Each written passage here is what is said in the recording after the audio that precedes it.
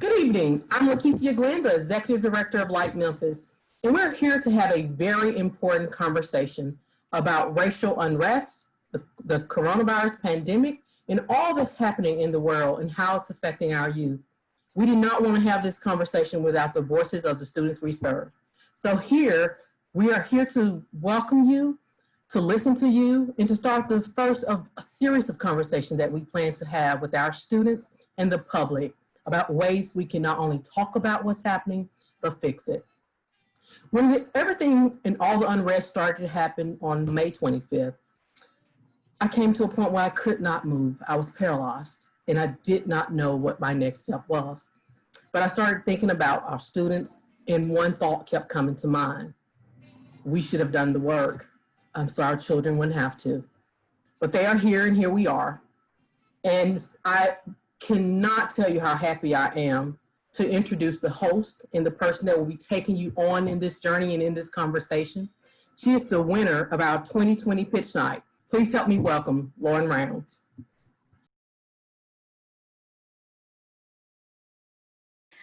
First, I want to thank everyone for listening today. I want to thank LITE Memphis for entrusting me to lead this conversation. I want to thank my guests today, Mr. Julian Cross, Ms. Marissa Pittman, Ms. LaShonda Massey, and the Executive Director of LITE Memphis, Ms. Lakeithia Glenn. And this will be a bonus episode of I Tell America Voices of Gen Z, and I'm so excited for today. Marissa, what would you say would be your lasting memory for 2020 so far? Oh, there's so many. Let me think. I think I would have to say George Floyd's death. Well, really George Floyd and Breonna Taylor's death, and Toyin. So that's 3 people, but their collective deaths have really impacted me. Especially Breonna Taylor and Toyin, because for those who don't know, Toyin was an activist in Florida, and she came out and said that someone had sexually assaulted her, and then she was murdered. And she was disowned by her family. And that story just really made me really upset. And that's where the idea for Self-Care Monday came, because I was just livid. Because a lot of times organizers show up and they don't even have everything they need. She didn't have enough money to feed herself every day. She was homeless, and yet she still showed up. And so it just kind of reminded me that a lot of times Black women in this moment are like forgotten about. Mm-hmm. A lot of times people think that there's a disproportionate rate between the killings of Black women and Black men by the police, but that's actually not true. You just only hear about Black men because of the patriarchy. And I'm not saying that Black women's death is more significant than Black men's, but you should be hearing about them at the same rate. And the fact that Breonna Taylor's case was pretty much very clear cut. You saw they used a no-knock warrant. They had the wrong house. She was asleep and they still killed her. And then they arrested her boyfriend for trying to defend them because he didn't know who it was. And so he's out now, but still, just that was heavy. And I think it really shows, it just kind of pulls back the curtain for people who haven't seen it, and for people who've seen it far too many times, that there's a lot of systemic injustices and also conversations that need to be had in the Black community around patriarchy. And how that affects our collective liberation too. I really appreciate you bringing that up about Black women and our plight in finding justice. Dr. Massey, Miss Lakeithia, do you guys see a difference in like how much Black women are being represented as far as in this fight from when you guys were growing up and when you guys were seeing this as you were getting older? That's a really good question. My answer would be that I'm seeing them more now.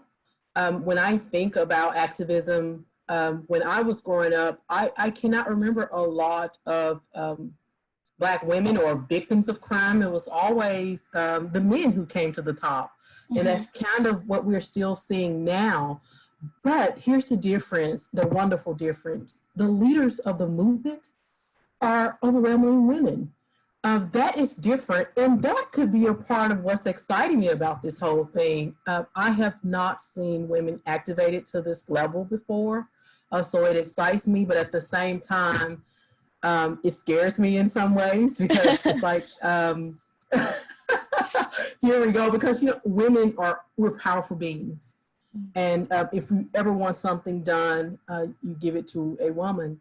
And so I am excited about that prospect and seeing that. But I would say, to answer your question, I'm seeing women more now, to my memory, than I have before.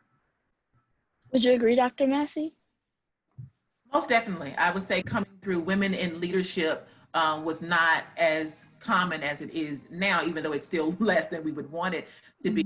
For me, I've always seen them more in the supportive role. They were helping out or in the back what was happening. So now when you talk about these women that are out front, and for me, as we were talking about, at the varying levels that these things are happening, when you can turn on CNN and they can do a whole show with 4 mayors of color speaking on that, and they're not just in those positions holding seats.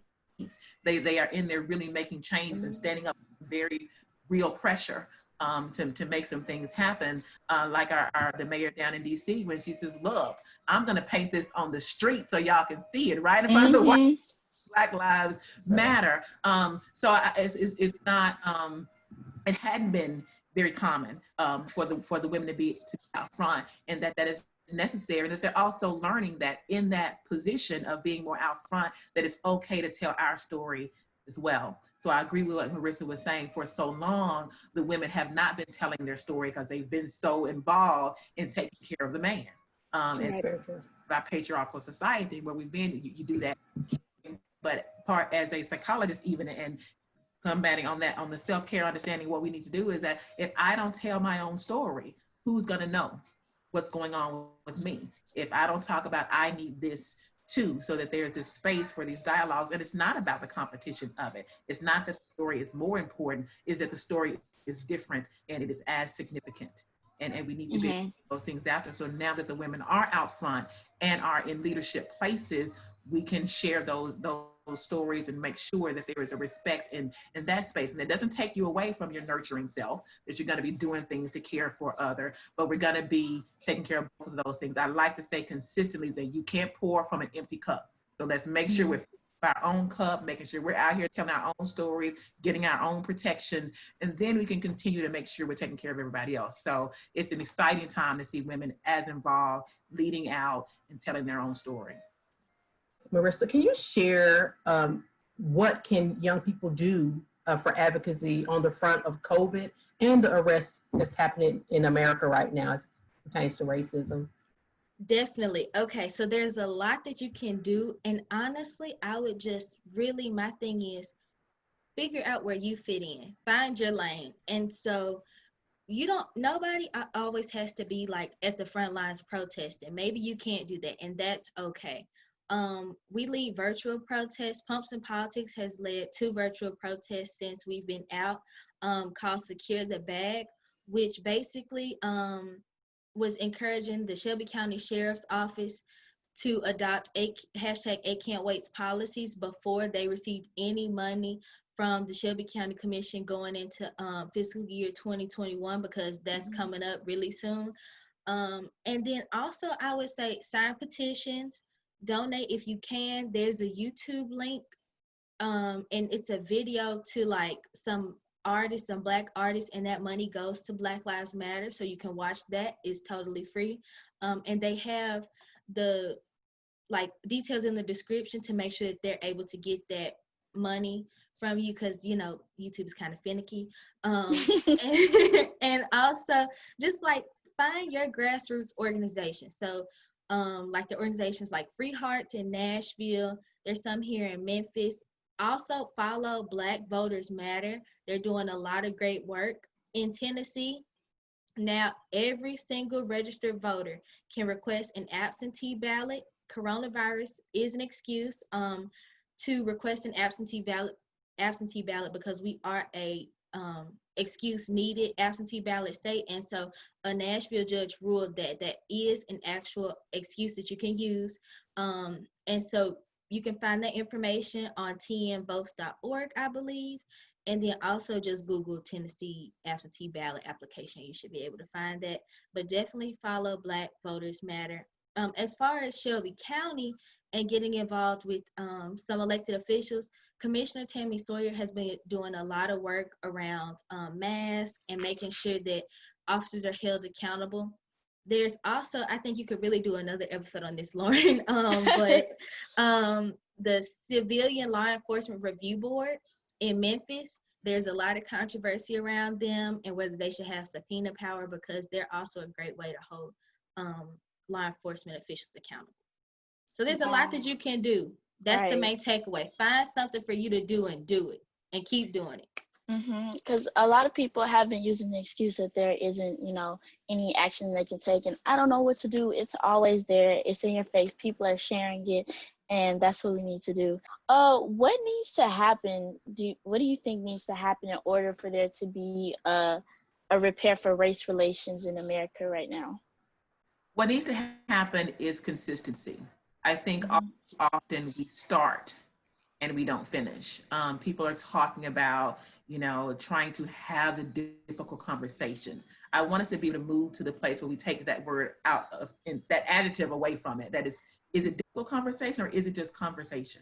That it's okay for us to talk about, there are some problems here, because if we're leading with the expectation of this is gonna be tough, or this is, I don't know how this is gonna be received, you find yourself probably not having the most authentic conversation you need to have, because you're already preparing for it to go wrong or go left, or somebody to get their feelings hurt.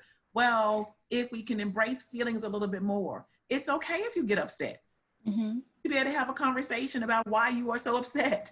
We need to be able to deal with this touches you somewhere and it feels different. So if we're really gonna have meaningful conversation about race relations and have some change in that, we got to be okay with being uncomfortable. And we got to know that that's a part of the dialogue. How in the world is it going to be easy to talk about slavery and killing and brutality and oppression and microaggressions? Like, these are not easy conversations, that I've been mistreated because of the color of my skin. That's not an easy conversation. It's just a conversation. It's one that we need to have. So if we could get past the place where we got to avoid it, we got to tiptoe and we got to do that, that is the only place that we really have meaningful change, that I can talk about how much pain there is. Because if I'm, for example, a mother of Black sons, and I'm worrying about, are they safe when they leave the house? And I'm worrying just not because it's a dangerous world, but because I also know that they're Black and I want them to be okay, then I'm dealing with some uncomfortable emotions. It's difficult to parent under those things. So I'm going to tell you that we don't get to have a conversation about that, because it makes you uncomfortable to hear it. How uncomfortable it is to live it. So the way that we're going to really bring about some race relation change is that we got to have the relational conversations that allow people to be touched where it hurts, and not tiptoe around those things, so that we can, as you all have said earlier, come together and make change. And we can't have a true understanding, which doesn't mean you have to agree with me, you have to understand. And from that understanding, a shared perspective, we can move forward. So it's gonna take us having conversations, difficult or not, so that we can reach resolution. And then through that space where we're not just talking about it, because that's the next thing. We can't just talk about it. Now we got to find some action. So we want to move our awareness. The awareness is high right now. Everybody is aware. Now I need you to do something. So as we're hearing about this, we don't want to just have a conversation. We want to have conversations with solutions. And I hear you all doing that even in this talk. We're talking about a lot of things. You say, well, how do we do that? Tell us about your organization. How are you activating? So you're not just having a conversation for us to kumbaya and say, we all get it, but we're saying, let's be clear about what you do about it so that we can keep it going. Those are my thoughts. Wow. Oh my gosh. I know I keep talking about how this conversation is so amazing, but it honestly is. And thinking about what you're saying about having this conversation and what Marissa was saying when people just join in the fight, I feel like it's also important to mention that some people really don't get where we're coming from. And if we're going to have this conversation in America, if we're going to have this conversation, period, we have to learn to be a little more patient. I know it can get nerve-wracking, but we have to be patient with them and take them through why we're so mad and why we're angry, why we're rioting and protesting. Because there are some people, and I mentioned this in my podcast, there are some people that just think we're rioting over one man's death. It's not just because of George Floyd. He might have set the match for it, but this fire has been there all along. This fire that has been ignited in Miss Lakeithia, it's been there all along. We just needed something to spark it. And that's what we're protesting about. And we have to be patient with these people and explain to them why we're mad and why we're going through all of these emotions, because we're seeing our community being shot down. We're seeing our people being shot down and thrown away like we don't matter. So I feel like that was important to mention. No, that's very important because we want people to change is not easy. So it's people who don't understand, who've never been there, who really don't know what those feelings are about. They're not going to just go, oh yeah, I get it too. They didn't feel the same thing when they saw the video. They didn't have the same history to connect to, or their own experience of police brutality or what their brother experienced or their father. So that we do have to have a little bit of space for them. I remember listening to the news earlier today, and they were talking about Trump's latest visit to Arizona, and some young woman who was in the group stood up and gave her speech about how she didn't think there should be a problem with Aunt Jemima. And she's like, she was the American dream, and I still had to clutch my pearls. What? Oh, goodness. Poor guy.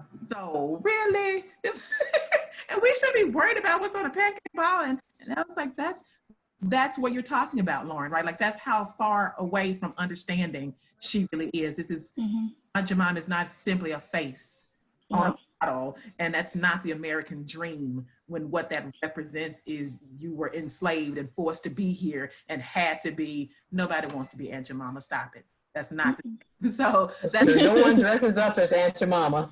Yes, can we not do that? Oh, darling, you're so misguided. So yes, we have to have patience to do that, and making sure we're inviting unenlightened people of non-color to come into the room and find the resources. Just as you all have done the work, they need to be able to do some work, find some resources. They're available so that they can learn about what's going on. Yes, one great resource for non-Black people who want to be allies in the movement, check out Memphis Activism Calendar, and they'll plug you into all the different events across Memphis that are helping in this moment. And a lot of them are tailored towards non-Black people who are trying to be allies. So definitely check that out if you're interested. Yes, allies are so important. I am seeing so many videos about people using their privilege to help out people of color. Because it's important to recognize that privilege is there and that there's a way to use it. For everyone listening, please don't forget about Pumps and Politics 901 from the amazing Miss Marissa Pittman. You guys, she has blown me away with her description of her business and just the passion that she has for it. It's so refreshing to see. I love it so much. If there's any way we can partner up, I would love to do that. Dr. Massey, your work is so important, and I love that you've been doing this for 15, 20 years.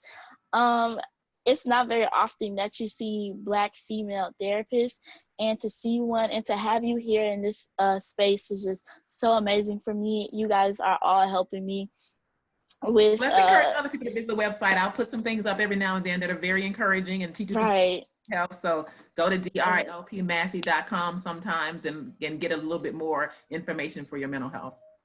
You said you're doing sessions over the phone. Is that correct? Telehealth. I have been doing telehealth sessions since COVID hit. So is there any way for some new people to come through and get a session? Or it sure is. That's on the website as well. So if you go to the website, there's an appointment page and you can shoot me a message and I can get it from there. Right. I cannot say this loud enough, you guys. Mental health is so important. So say it louder. So if you guys are looking for any help with your mental health, please go to Dr. Massey, because just so amazing. So I think that is it for today, you guys. I want to thank you so much for joining us on I Too Am America Voices of Gen Z. This is Lauren Rounds, and I'm signing off.